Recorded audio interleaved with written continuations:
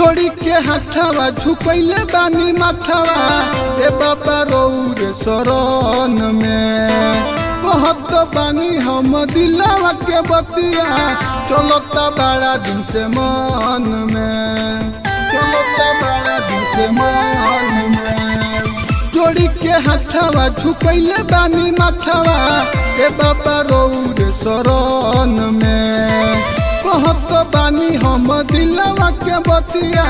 चलता बड़ा दिन से मन में चाही झकास हमके खास में खास ताकि गौआ में मच जाए शोर ए बाबा तनी फेरी ना नजरिया मिल जावे दुल्हन गोर ए बाबा तनी फेरी ना नजरिया मिल जावे दुल्हन गोर ए बाबा तनी फेरी ना नजरिया।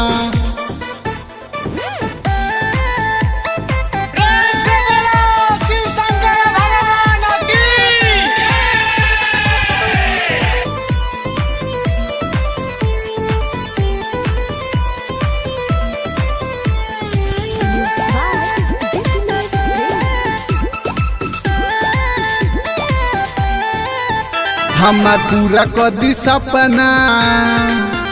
करी दिल से कल्पना रोज मनवा में सोची यही बतिया के अपना हमार पूरा कदी सपना करी दिल से कल्पना रोज मनवा में सोची यही बतिया के अपना लागल बयास हमके चाही बिया पास भऊ जाइलो में सबसे बेजोर हे बाबा तनी फेरी ना नजरिया मिल जावे दुल्हन गोर हे बाबा तनी फेरी ना नजरिया मिल जावे दुल्हन गोर हे बाबा तनी फेरी ना नजरिया।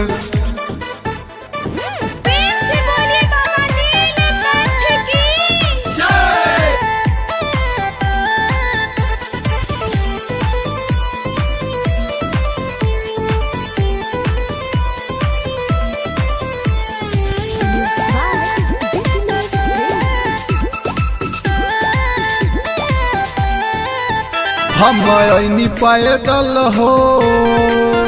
लेके आपन दल हो कोहे रोहित राजा करी समस्या के हल हो हम ऐनी पैदल हो लेके आपन दल हो कोहे रोहित राजा करी समस्या के हल हो